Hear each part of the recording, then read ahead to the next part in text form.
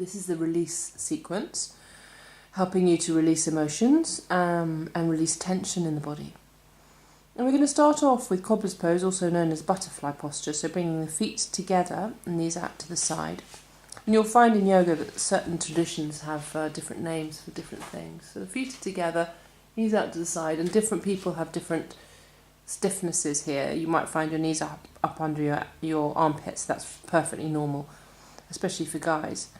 And you're going to hold the feet together, and you just gently move the knees. Yeah? So gently move the knees, releasing the hips. If you have tight hips, this is a really lovely way to release them, especially if you're athletic or if you're a little bit sedentary, then you'll find that your hips will be quite tight.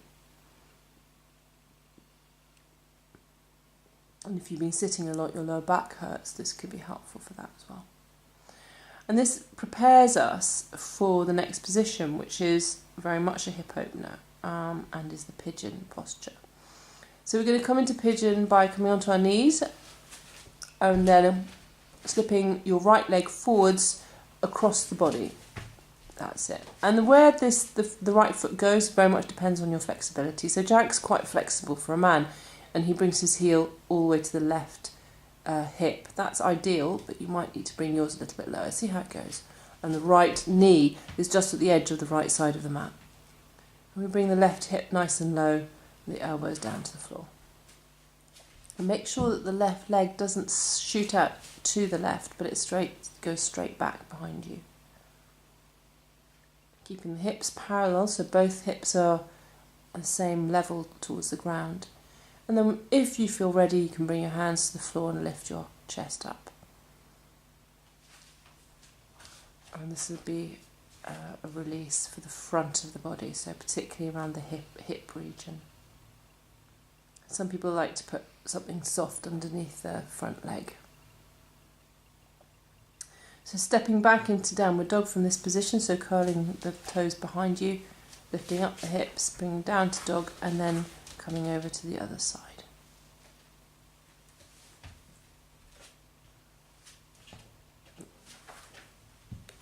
So this is a fantastic release for the gluteus maximus muscle on the bottom, and then also as you rise up into the front hip. So if you want to come up, Jack, stretching the front of the body. And then step back into downward dog.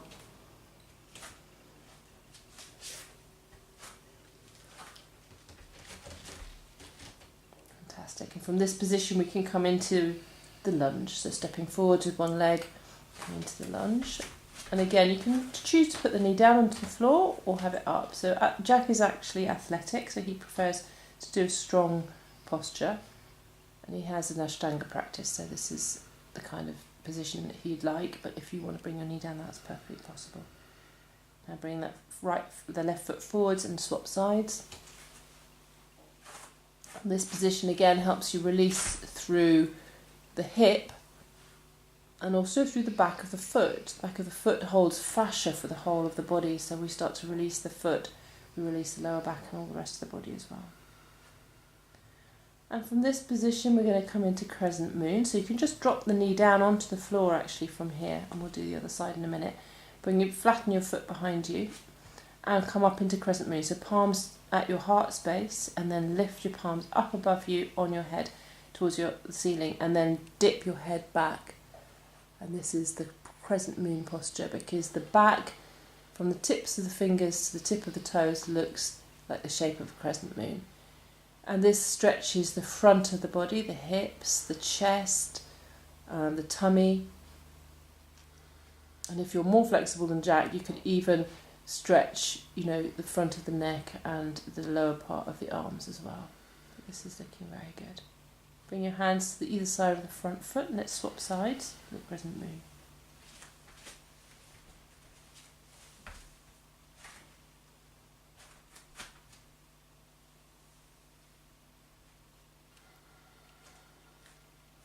And you can choose either to have your toes curled under or flat behind you, that's fine.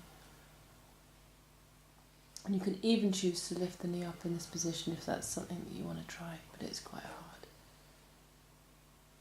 and then coming back down. Fantastic. Preparing for the last posture, which is the bridge. So just lie on your back for a second. And you can either choose to do the bridge or the wheel. I don't know which one Jack's going to choose, but we're going to do the bridge first either way. So palms by the side of the body, feet nice and close to your bottom, maybe a little bit closer, that's it. Feet and knees parallel, press down through the feet, lift the hips nice and high until you roll back up onto your shoulders. Push through the palms so the hips come even higher, and this is releasing through the shoulder blade area. And you could press down through the shoulders and lift the hands off the floor and support the back if that feels possible for you, or just stay in this position. It's equally good. And if you want to do the wheel, we place our hands by the ears and press up into wheel. This is stretching the whole of the front of the body. Very powerful position. Try and get the hands as straight as you can. Wonderful. The arms straight as you can, sorry. Fantastic. And coming down. Lying onto your back for Shavasana for the final relaxation. And a few sighs here is a good idea. So palms to the side, feet slightly out.